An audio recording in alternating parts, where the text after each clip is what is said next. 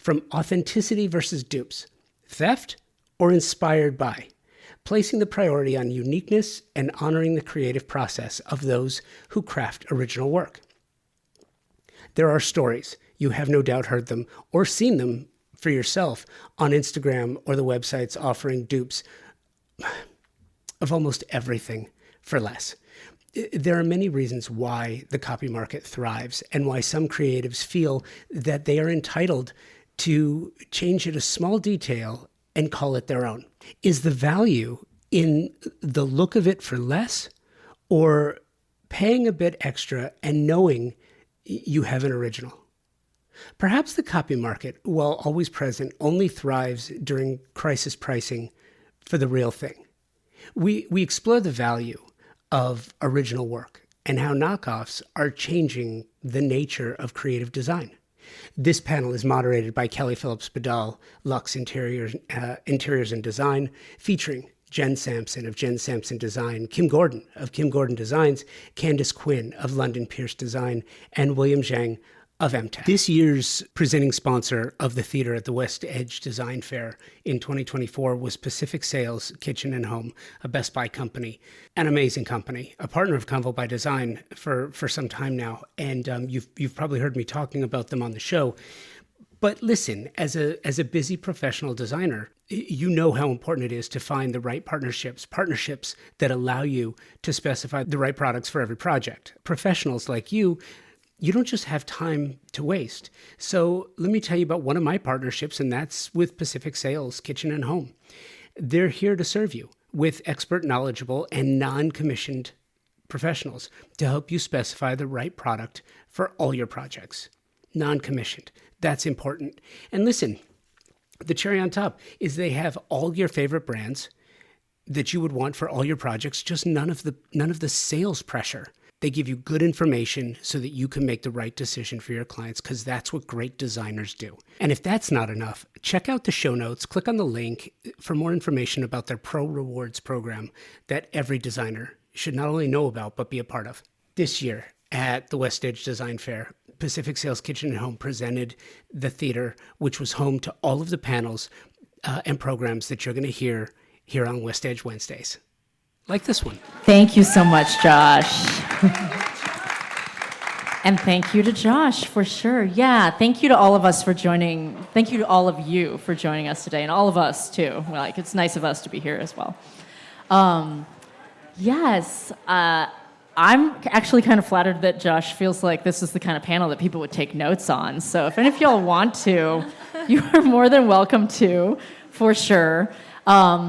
But I just wanted to quickly reintroduce myself. I'm Kelly Phillips Badal with Luxe Interiors and Design. I'm our LA and SoCal editor. I also handle our Colorado and the Rockies edition. And I'm so excited about discussing this topic because everyone up here has heard me say this. Some of you in the audience have even heard me say this. Like, there's no right or wrong with the idea of authenticity versus dupes. Like, I see the whole thing as like a whole big mass of gray area. And that's exciting to me because there's a lot of discussion to happen in that. Like, there's a lot of rules and regulations, and there's a lot of non-rules and regulations in the whole thing. And I just wanted to say off the bat that I actually don't think that dupes, however we define dupes, which we will get into, are inherently bad. So I'm just going to put that out there right away. I think these lines between good and bad are so blurred, and maybe they're even getting blurrier every single day right now. So I've been describing this as a potentially spicy conversation. I'm counting on all you for that. This is a fairly spicy audience as well. I already know this for sure. So I always think of this as this is just a conversation, organic conversation between all of us. You are all part of this conversation as well. So if you've got something to add, add it. I encourage you. I also want to say right off the bat that, no one up here is a lawyer. No one up here is a copyright specialist. No one here knows every single thing about trademarks or, I don't know, all the things in that world. That would be a whole different discussion. We're just talking about, we're attacking this from intellectualism. We're attacking this from, ethics, morality. We're diving deep into all those things. So and I'm very excited to go there, and I hope it does get spicy. So, without further ado, would love for each of you to just quickly introduce yourselves, say who you are, and say what your work is, and then we will go from there. Jen, you're up. Hello. I'm Jen Sampson from Jen Sampson Design. We are, thank you, fan in the crowd. We are a design firm based in Laguna Beach, California. We do primarily residential, some commercial work throughout the U.S. We have our first international project, which I'm very excited about right now. Yes. And I guess I would say I really subscribe to the ethos that, no project of ours should ever look or feel the same. We definitely have eclecticism, I would say, in all of our projects. There's a through line, but uniqueness and individuality in our projects is what I think we're most known for. It's a very apt descriptor. Yeah, Thank you. I'd agree. I would agree. Thank you. Hi, my name is Kim Gordon, and I am Kim Gordon Designs. I work with Julia. She's the cute one right over there. She didn't want to come up today, so make sure you stare at her. And we do design a lot in Venice Beach and kind of everywhere. We sort of started out as doing development. I was always an artist, and I did a lot of installations with seashells, and I had a group of art people that would work with me. And it really is so interesting to be on this panel because, I would, for instance, add seashells or do sort of a layered design, and then I would have everyone come in and glue it and do the actual work. And it makes you go from one level to that, right? And then start to ask yourself, is that copying? Or, where did you get the initial inspiration from artistically? So it's really interesting to be here to think about how you take art and then how you see a cool picture and how you're able to actually make that into something. So I'm bringing a lot of that arty kind of idea with it by being inspired by photos. I do also want to talk really quickly about when COVID happened and how we were all screwed up. We couldn't find anything anywhere, and we were going to local makers, and you're like, oh my God, make me this. And that became something where you're like, oh, am I copying during COVID? Does COVID also, you know what I mean? Does that really matter? So I thought that was... Does it count? Yeah, does it count right now? Is it COVID inspired? I don't know what you say. I mean, is it also wearing a mask? Anyway, so just something I was thinking about. That's what I do. Wait, hold on. I just want to remind everyone to do your Beyonce, eat your mic. Oh, Kim, eat my you're mic. you're really good at projecting anyway, but I'm good at what? projecting. Projecting. But Eat your mic. Eat your mic. I'm gonna Eat your eat my mic. Eat your mic like Beyonce. I'm not going to talk about what that looks like. See, we can't hear. We can't hear you. I work with men every day, There you so go. I'm sort of slightly worried about eating this mic. about eating this black mic. Okay, on that note, Yeah. Well, you said spicy. That's why they invited me. I've already taken it too far. But I mean, they designed it like this. Okay, I'm just saying it could be. Anyway, It's sorry. a design flaw. It's There a we go. design. It's not a design. We need flaw. help. It's kind of good. I'm guessing. Your mic is bigger. But go ahead. She's gonna be laughing too hard to introduce herself. No, I can't. Hi, everybody. I am Candace Quinn. I am the principal designer and owner of London Pierce Design, interior design firm based in Scottsdale, Arizona, and I'm freezing here. Cuddle. Yeah, I'm gonna cuddle for Okay, sure. okay. So, sorry. Eat the So mic. we are coming up on our 10-year anniversary, which is amazing. And recently we have launched our 10,000 square foot flagship showroom in Scottsdale called London Pierce Home. And we're selling furniture, accessories, lighting to the public and the trade. So I'm excited to be here. Fantastic. Hi, everybody. I'm Will Jong. I am the Director of Design at MTech Hardware. So excited to be here. Thank you for having me. MTech is the designer's best friend. We have over 100 different knobs and levers and 40-plus rosette options in a variety of finishes. So you can mix and match and create your own personalized combinations to add that special touch to your projects. And we are not dupes, FYI. Yes, you are not dupes, but I have maybe seen you been duped or Been duped. similarly. But How okay, does that we're make gonna you get into feel? that. Okay, well, actually, so jumping off point. Just to start things off, I'm just curious for confessions, like who up here has owned a dupe or maybe even loved a dupe? And I'll start because there's a makeup brand called ELF that does a pretty fantastic dupe. I almost called it a dupe, for Charlotte Tilbury's very beloved Flawless filter. I've tried them both. It's a pretty good dupe, gotta say. One of them costs $14, one of them costs $50.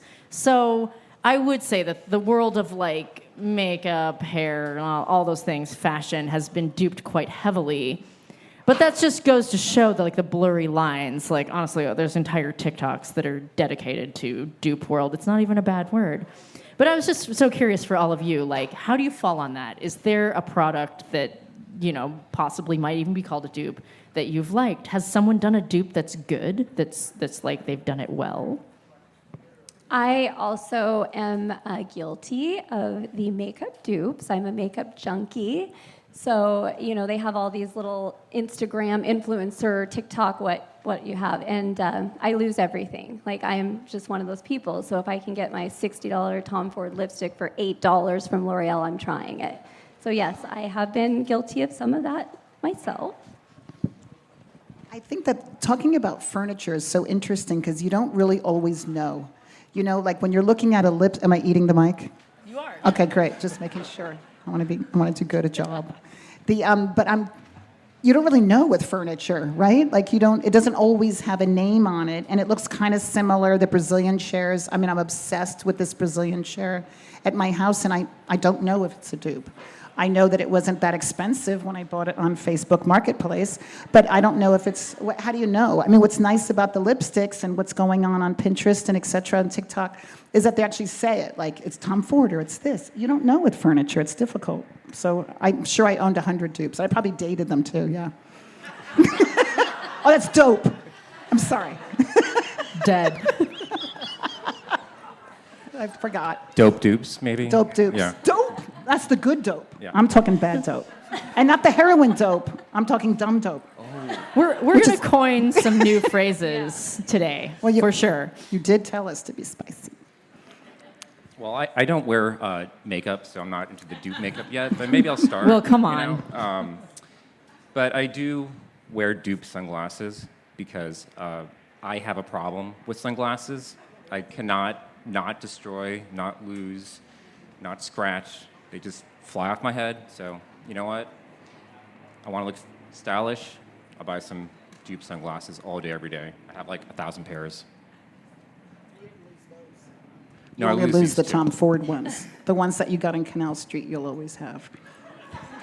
Jen's been thinking of hers the entire time. All the dupes in her house. Can't wait. I actually don't have any dupes. Oh, girl, stop. Personally. So she thinks. No, so I think. However, in thinking about it, in the world of beauty, I do have 2 teenage daughters they're who dupes of were you. obsessed over ColourPop, which, for those of you who don't know, it's supposedly the dupe of Kylie Jenner's cosmetic line, Kylie Cosmetics. However, this is the interesting part of the story. They are both owned by the same company, manufactured at the same place, and have basically all of the same ingredients. ColourPop was first, but Kylie launched her line, branded the lip kit, and everyone thinks that ColourPop, because it's a third of the price, is the dupe, but in actuality, it's the other way around. So there's more to the story. So that's like reverse duping? That's reverse duping. I mean, that just goes to show you, too, the power, right, which I'm sure we'll get into, of, yeah, absolutely, of marketing and who's putting it out there. And, you know, I think there's something to be said, too. People maybe don't even know, like you were saying. I'd like to think I always know if I'm getting a dupe. Or I'm not getting a dupe, because I don't know any dupes. But, I mean, I think you want to know. So, anyways. Well, and that brings up a really good point, just that it's about the storytelling behind a product, too. And, like, personally, like, there's some things that I really want to buy, even in the makeup world, but also to bring it back into our world. Like, it's a different story you tell yourself if you're like, oh no, I own an actual Togo, not one of those, I don't know, shitball ones that they sell on Amazon that like, I don't know if anyone's ever had an experience of like a Togo that's not actually a Togo chair. And I bring that up because it's an iconic design. And if you look into a chair like that, it has like layers and layers of not only the upholstery that give it that toothpaste-like shape, but like the actual construction of the chair is very difficult. And the foam, the actual construction that they put it through is really hard to emulate. But can you throw a curved piece of whatever into it and put some stitchery on it and call it a dupe? Like, possibly you can. But again, there's the story behind it, and I like those stories. I think almost everyone up here likes those stories. And when you tell yourself the story of like, oh, I bought a cheap dupe on Amazon, it kind of doesn't like have the same great ring in your head. I just bring that up as a side point, though, because I do want to draw it back to our industry in particular, because I can talk about makeup dupes all day. It's really good stuff. And fashion dupes, because good Lord, those industries have been hit really hard, and there's a whole kind of separate discussion that we could have about that, too, and the rights and wrongs and goods and bads and companies that are doing the same products with the same ingredients, and it's very sneaky. Like, there's a lot of shady things going on, maybe. Excuse me, and isn't it also that you see a lot of policing, like bags and luggage? You know, you get into a lot of trouble, but you don't really see it. I mean, it's on Amazon to see these chairs, using the Togo as an example, you know? And the other thing about eat the mic. The other thing about Togo that's interesting is that the height is wrong, and it's really aggravating to get in and out of. But the shape is great. So then do you take that, shift it a little bit, and get a little more height so you can actually get in and out of it? And is that copying? I mean, it is, right? But what is it? It's really a bunch of folds, right? What do you think, Mr. Designer of Knobs? Is it copying or is it improving? That's what I'm saying. Yeah. Or you're making or customizing it. So the difference between customizing. Right, copying versus customizing is a Yeah. big. Actually, let's just dive in there. Like, Yeah. And Togo is a copying versus perfectly great customizing. example because it's impossible to get in and out of that chair. It's probably still a dupe, Yeah. I would say. You think so? Even if it's a higher one and you change the oh no, you were saying earlier it was 3 points, right? Tell people about that because it's super interesting. Rule Yeah. of thumb is usually if you're going to, design something inspired by, you would change a few details. 3 details. Typically 3 things or 30%. So I guess if you made it 30% higher. No, I'm asking, so if it's in that example, so the Togo chair, we're saying that, okay, so the stuffing is kind of low, it's kind of funky, so it's kind of like, so then you change the angle, right? All it really has now is the folds left over, so it's changing the angle, making it higher, and then I change the fabric. I'm just making, this is just a good And example. then are you calling it And your that's- own chair? That's the question, right? No. But is that 3 points? I'm saying to your thing about 3. Does that work? I think that's subjective, probably. Oh, is it? So it's And I think it still looks like a right? Togo. That's the interesting thing. Yeah.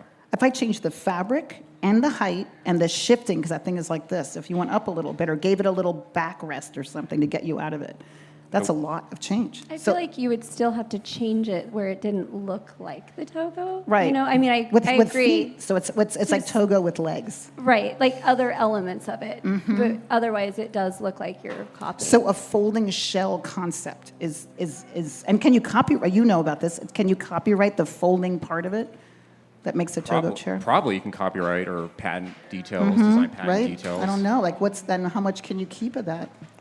It's interesting. well, and again, no one up here is a lawyer, but I believe the Togo chair does have some either patents or copyrights It must, right? to it. And it's iconic. And we can do some live So it's Googling if we iconic, need that's to support important. this point. Yes. But that actually brings us to a better point, which is just like that idea of customization. And I'll be the first to say, like, I think every designer does custom work for their clients. There's Yes. times that there's so many projects that just call for it, and it's special. But whether you're kind of ripping off another design, a specific design, especially like an iconic design, for example, I feel like everyone's probably heard of the case of the Donald Judd Foundation going after Clements Design here in LA, who had done a similar table to one of Donald Judd's, very classic designs for Kim Kardashian's skin offices, also here in LA. And one of the reasons it became a problem is because Kim herself got on social media and called it a Donald Judd table when it was actually a custom piece done in the style of Donald Judd.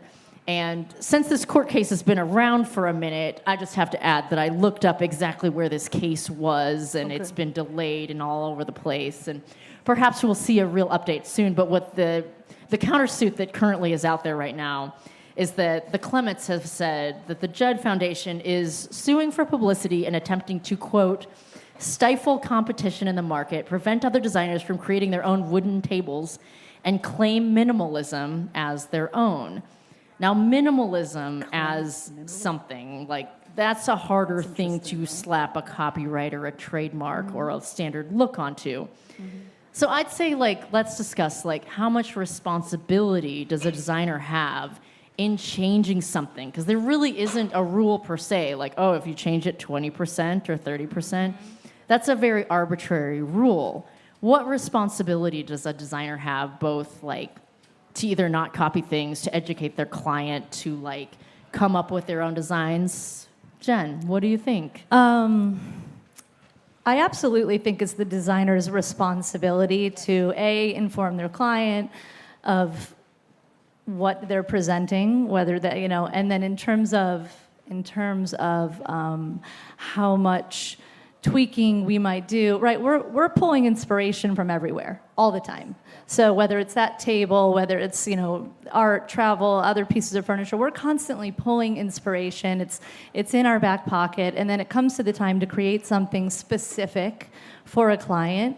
So we do that, and in that process, there are pieces of what we're creating that are pulled from other designers, obviously, right? I mean, I am a believer in the sense that, what's the saying? Copying is the greatest source of flattery, or something like that, right? There's a saying like that. And I think there is truth to that to an extent.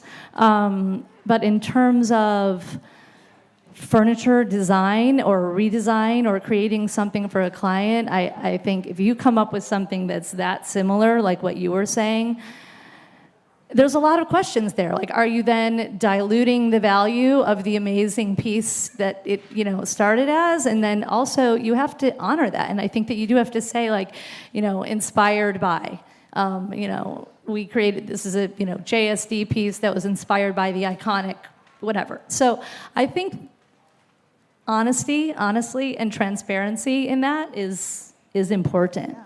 I really do. So that's kind of where I sit with it. Kim, you want to add more to this? I guess. I mean, it really just feels like you have, number one, you have to be responsible and know that you've copied something and that you could relate it. But getting into also styles, like right now plaid is really big, or this is really big, or whatever, and you end up kind of following through what everyone is also doing, and you sort of also look at fashion, and you're so inspired by so many things, and you have a client. So when you start adding the client to the mix, and then the client has their own opinions, and they really want that shirt that they just saw on the cover of Architectural Digest, and they don't have the money, do you say no? Well, that's, yeah, Right? I mean, that's... Or do you offer an And that's alternative? actually a good point, Right? too. I mean, trends are real, Yes. right? So, I mean, I'm thinking about, the Mario Bellini, right? The Yes. Camaleonda. So that was first, it reappeared on the scene. I think it was... what's the designer who put it in her store? Stella McCartney. That's where it kind of reappeared. Yes. And then all of a sudden you were seeing it, Athena Calderon and Kelly Worsley. All of a sudden it was just popping up everywhere, right? And people inevitably see that. They want it. All of a sudden it's becoming Yes. something that's in their, you know, and the next thing you know, they want that. And so to your point, you have a client who says, you know, so then I would try to push the vintage or the antique, truthfully. Like, I would really try to make that happen. Because that is a big part of it. I mean, people they want what they see, right? They follow the trends. People who are design-minded don't always have the ability to purchase the original, or... So that's where it does get tricky. I mean, that's another piece that's, you know, out there in a very big way, being reproduced on a mass scale. So Maybe that's the thing. Maybe the thing is the mass scale nature of it, right?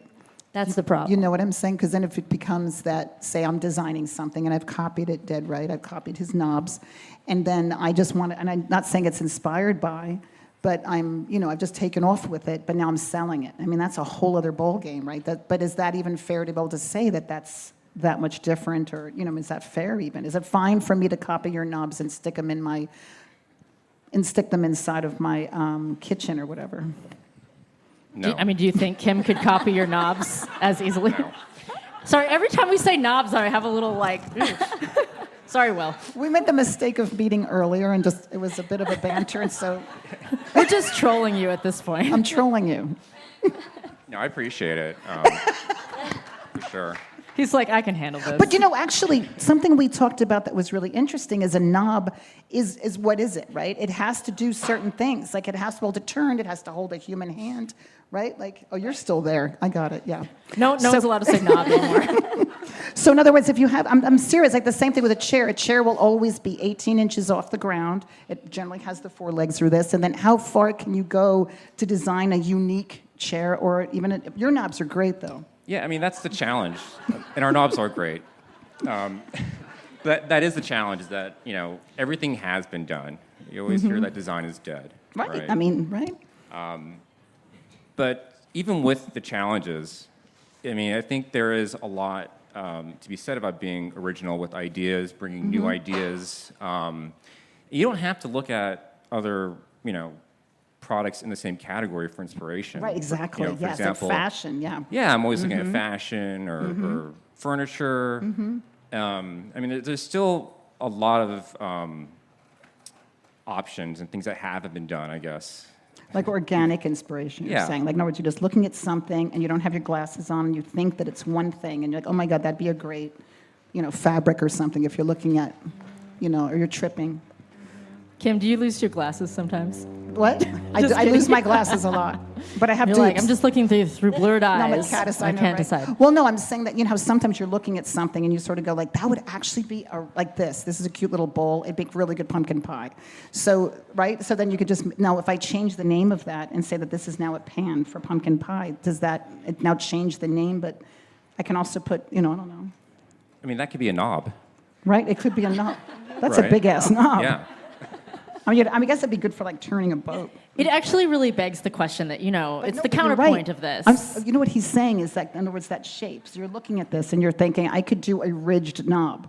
Yeah, we're designing here. Sorry, everybody. Yeah, right, sorry. There's a brand new line now. For done the by record, hand. I see coffee filters. See when I coffee look at those, filters, too. very good. So if you change the name of it, now it's a coffee filter. Well, and that brings us very beautifully to our next point, too, I knew which that. is, the counterpoint to all this is that, if everything is derivative, Right. what is new? Like, how are we defining what's new or original? I don't have a good answer for that. What do you guys think? Technology, like lighting. The thing I can't stop thinking about is what's going on with LED lighting. Lighting is incredible right now. There is so much we can do. You don't have to change the light bulbs anymore. You've got this, but you have this LED options. It's just so wonderful what's happening in lighting. And the technology has just gone crazy. I don't know, how do you get technology in a chair? Is it going to finally lift me up off of the togo? It's going to just kind of push me kind of up and out, and I can keep the original design, but just be able to stand. Yeah, That I think is you just true. designed it. Right? Yeah. Yeah, thanks. Well, like technology, I Yeah, do think that like just going to market and seeing all the changes in lighting and all these gorgeous fixtures with LED, and you can customize them and do all these great things. So I do think we're still innovating, but of course humans look to things for inspiration, and people like to copy. So that is something that we're dealing with our clients and with our projects. We were looking at those mattresses, with the checkerboard. You already saw them here, right? Hastings, they're gorgeous, incredibly expensive and lovely. And then you talk to the gentleman. I said, so what is the deal with this? It's been made for a very, very long time. It's got horsehair. You guys familiar with what I'm talking about, right? They got the horse. It's $12,000, $15,000 for a mattress. He did let me know, just so you guys know, that there is free financing available, apparently. But anyways, he had like layers of horsehair and all these different ways. And he said, well, it's the way it was made back then. I'm like, so what's new? And he goes, it's body, it's a bed. You're going to lay on it for X amount of hours. unless you're going through menopause and you're not going to sleep that much. But, other than that. But the thing was so incredibly comfortable. But you know what they said? The only thing that they could copyright was the checkerboard, the fabric. But nobody else wants to make it because it's such a pain in the neck to make. If you guys saw the layers and et cetera, it's fascinating. But to your point that everything's been done, I agree with that in a sense because I don't know that I'm looking for new, but I am always looking for original.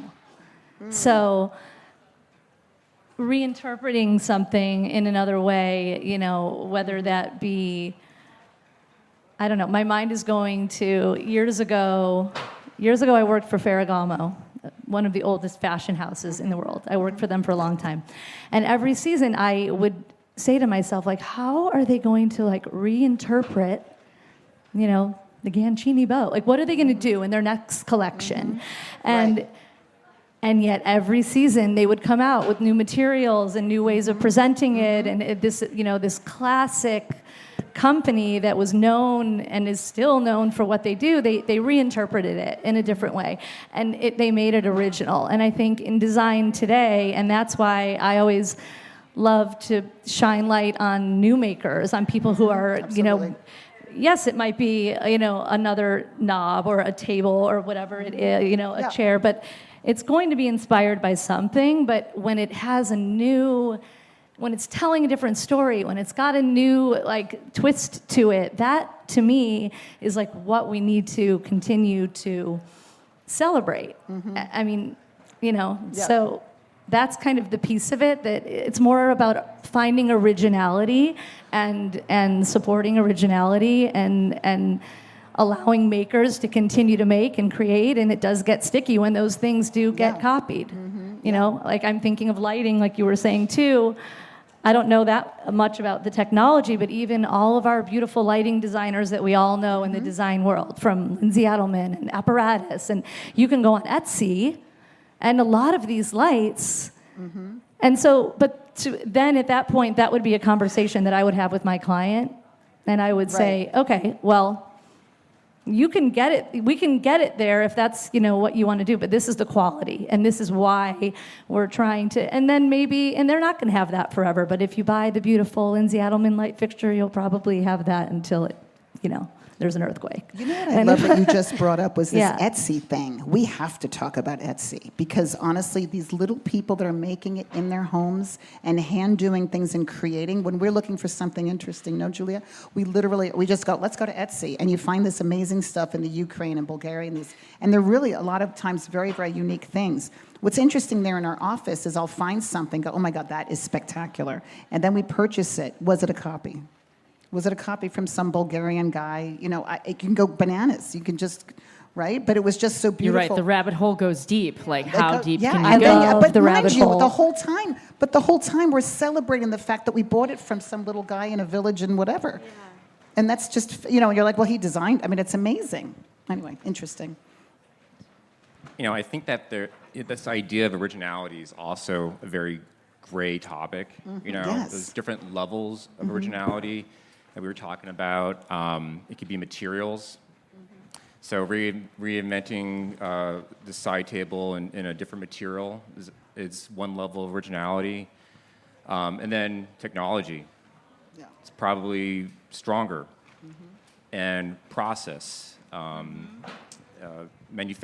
New manufacturing techniques. I mean, those are much more original ideas. So it's really a gray area, and it can be a combination of those as well that makes something original or not. Do you think that it's necessary for us to have a bylaw like they do with music? Remember Napster when they used to be able to have 3 seconds, you could have X amount of seconds. Is it something like your 3 point, to your point, right, it was 30% change or I wonder if you could even do something like that.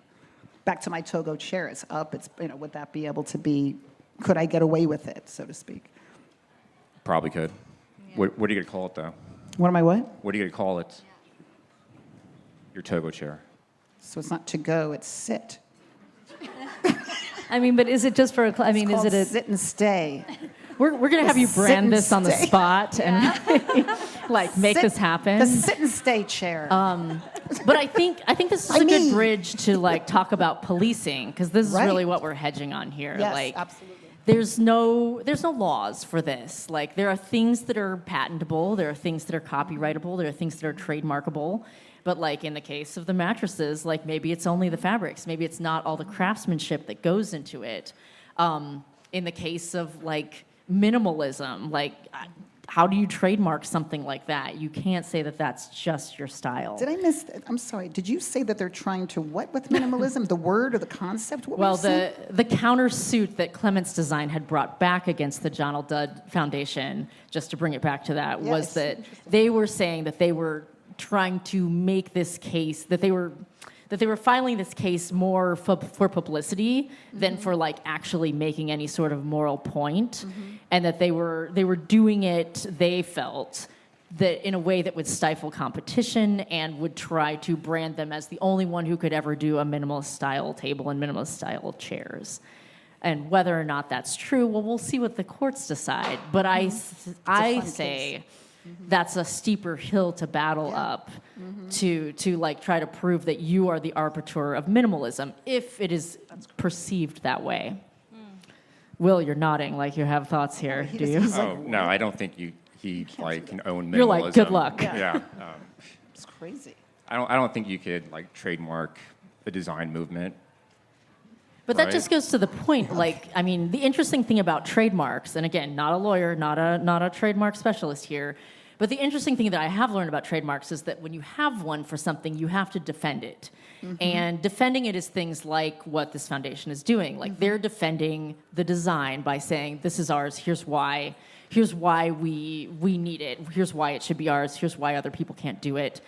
Apparently, if you don't defend your trademark, and again, this goes across the whole industry. I was looking this up in like the food world recently. Like, if you don't defend your trademark, other people can come in and say, "Oh, we're doing this, so like they shouldn't have the trademark. We should," and it can be taken away from you. So that's interesting If stuff. you don't fight for it, you're saying? If you don't fight for your... If you don't fight for it, and fighting for it means like sending Means a hiring a cease and lawyer. desist letter or something like that. Yeah, hiring a lawyer, like making it Wow. clear that this is where you see your area. But that just goes to say, like, can you trademark a style? Can you put any sort of parameters around a style? It's really truly hard to say. And just as a tipping off point, there is another case. Like, I did all my research, guys. love Like, that, look girl, at this. go. Like, there is another case that's in the influencer world right now, which enjoyable in and of itself. But there are these two influencers who are going after each other because one makes these videos all the time. That another has started copying her aesthetic and her videos down to like the camera angles. Like, she's like copying them beat for beat. Like, oh, you're wearing a cashmere sweater in a camel color? Me too. Like, oh, you're shooting from like above the right shoulder? Me too. That sort of thing. So it's a little gross actually, like how beat for beat this is. Like, if you're in the film industry, you've been like, oh, you're literally copying my video like frame by frame. But it's the idea of like, is it possible to own an aesthetic? And again, this is ongoing. We don't know what the wrap up of this is, but it's more like what's acceptable or not. Like, how far could you go on owning an aesthetic? I mean, I'll start, I guess. There are designers who, in my mind, own an aesthetic, right? They were the first of their kind. Other designers have then like picked up on it. We all are probably thinking of like one of the big ones, the same person, like, right? So. In a lot of trouble right now. She gets in a lot of trouble right now for copying.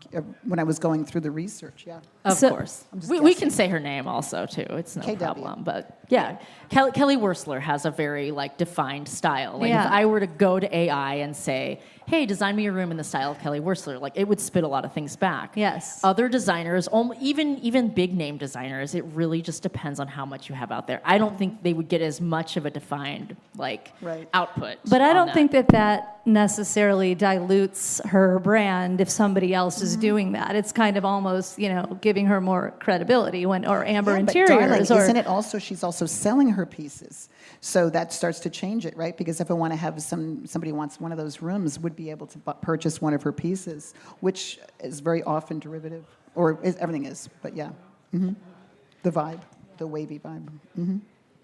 Well, and I would just look at it like if someone's copying this other influencer, like that's creepy and weird. So it would almost make the original person, I don't know, they would be the one that I would be looking at, because why would you do that? That's going to be interesting to see how that turns out, because it seems kind of creepy. Okay, but if you did it with a mask or you did it funny, I'm just saying. So like you're right. Like parody she's doing it like she's being straight, if I'm not mistaken. Yeah. But if you did a parody of it and it's on Saturday Night Live or whatever, I mean, a good I'm saying point. that's different. But then we copied everything about it. So, but you're doing it with like tongue in cheek. So are you doing that with? I'm just saying.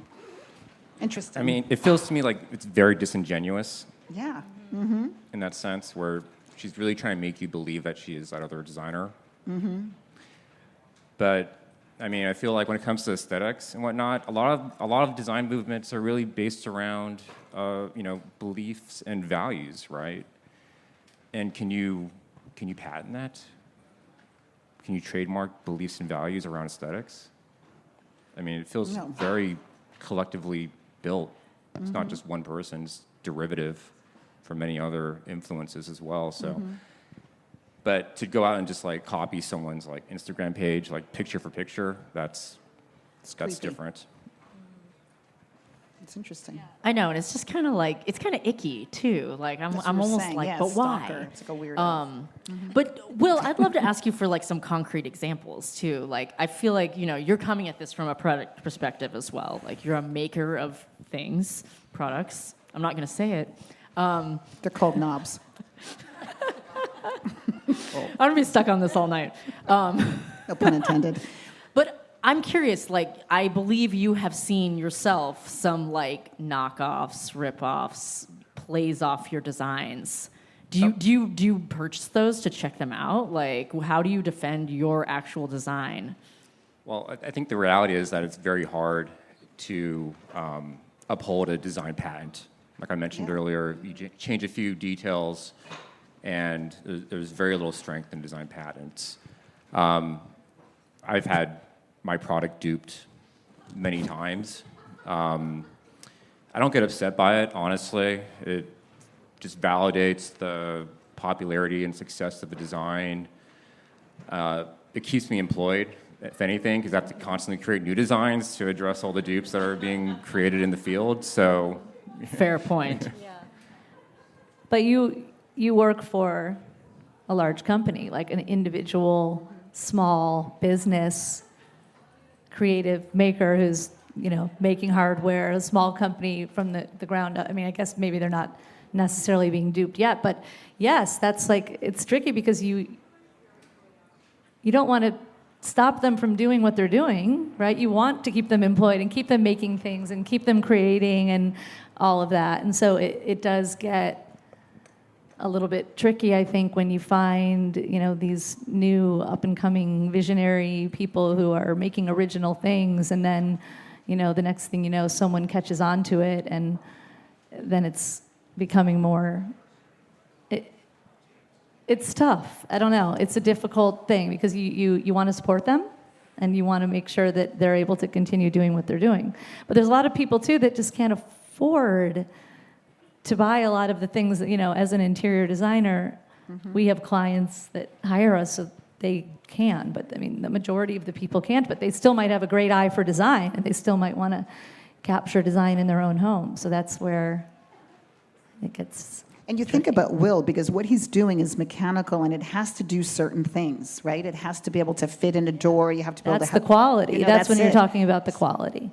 Well, and also materiality, because I'm guessing that's where things start to get trippy, right? Because that's how you get to play, I would imagine. yeah, definitely. I mean, when you're buying dupes, it's very hard to know what you're going to get. If you're ordering, from Temu or Alibaba or something, and We don't know that. None of us know about yeah, that. not affiliated. And something goes wrong with their hardware, who are you going to call to help rectify the situation and give you customer support? Hardware, quality base materials go a long way in the value and quality of the design. So using brass versus zinc, brass is going to have a much more durable, long-lasting finish versus something that's made in zinc or even worse, steel. That was a lot of cringes. That was a good horror gasp there. I don't know why. But yeah. So yeah, I think it's always better to buy from reputable sources when you can. I'm not sure what it's like buying from Etsy, like if you can call those makers up. I don't think I'd buy a door handle from there. But you would buy, let's say, a cabinet pull. You know, something you're not expecting. I would be thinking about the mechanics, but something really lovely. I don't know, just... The other thing that was interesting Something about... more decorative than... Yeah, exactly, something decorative, I guess. I was also thinking, for some reason, you know how we're talking about innovation and thinking a little bit about the fashion industry. There's this really wonderful material they're making out of mushrooms to fake, have you seen this, to fake leather? Oh, yeah. Yeah, it's really fascinating, and that's the type of, I'm back, I have ADD, so I'm back like 4 conversations ago. This is a cool one because Yes, I'm going to draw on everything I've ever learned about this. But This is like, so fascinating, They're yeah. trying to grow leather, so it's basically like vegan leather. It's is but how it I feels understand it. really But it yummy. feels the same, and it's a renewable resource. And obviously, you don't have to kill something to get it. And it's just really interesting, like technology, and right, a and cool that's- thing to support as a resource or And you as a think new about material. now, so you start thinking about the importance of being in a big company, because the reason that we know about certain pieces of furniture and et cetera is because they are with a big company that has the power of the marketing behind it, right? But there's some little guy taking a bunch of mushrooms, making mushrooms into some fabric, and as he was tripping in his backyard making leather for all of us, but it's such a magnificent thing. It might not have been picked up yet by a big firm, but now you imagine what's going to happen. Now it's a big firm, and now it becomes a thing, and then it has the lawyers that can chase you down, and da-da-da, right? It's just fascinating. Anyway. I blame Kim for all the weird little all the ways these conversations have gone off the rails. Like, it's coming back to you, friend. It's the mushrooms. No, but I feel like we're really making the case very well here of like why to buy an authentic product. I mean, we've hit on like the storytelling aspect of it. We've hit on like, to encourage innovation from either a small company or arguably a larger one too. The fact that this can harm smaller brands, that this causes people to prioritize lower cost things and possibly like fast fashion type things versus something that might take a long time to make, has a longer lead time, is like made according to a set of standards that have been developed over time. And I don't know, maybe it sends you straight to hell too. But like, are there other reasons that you all have for buying an authentic piece versus really anything else? Even like a smaller Etsy maker that like might do something similar that isn't quite like. What is the case? Everybody for buying wants authentic? the real thing. We all do. I mean, you get that fantastic chandelier made, and you're just like, oh my God. And you just want to cry when you see the authentic. You just cannot believe it. It's like going somewhere, you're going to Europe, and you're seeing all that authenticity, and you're just taken by, like, my God, Michelangelo was here, or so-and-so was there. The artist created this here. The same thing with artwork, right? Oh my God, that was touched by. It's not a print. You're like, meh, it's a print. You know what I mean? But then it's got the numbers, and maybe that number's better or whatever, but, it's not the real thing. And I think that's the thing. I agree. I think that it's our job to educate our clients on the real thing and the story. Like, they're hiring us to create a story. So why are we going to put some knockoff piece from who knows where in their home? And I had a client that was a stylist and really into fashion and found this gorgeous light fixture. And she's like, oh, look, I found it for a dupe for cheaper. And I'm like, okay, well, are you going to buy a fake bag too? And she's like, oh, good point. So I think it is our job to educate our clients as to why we need these pieces, these And then original what do we pieces. do when they say no? And it happens. And Right? That's what I'm saying. Yeah. and it does happen. And when it happens, we do have to address it. And yeah, unfortunately, that is reality. That's right. And I'd argue too, there's blowback to these things too. I mean, many of us here again have seen the nameless Instagram account, Design Within Copy, which has been Yes. quieter lately, but has made some waves. And they describe themselves, he, she, whoever runs the account, describes themselves as a documentation of knockoffs in the design industry.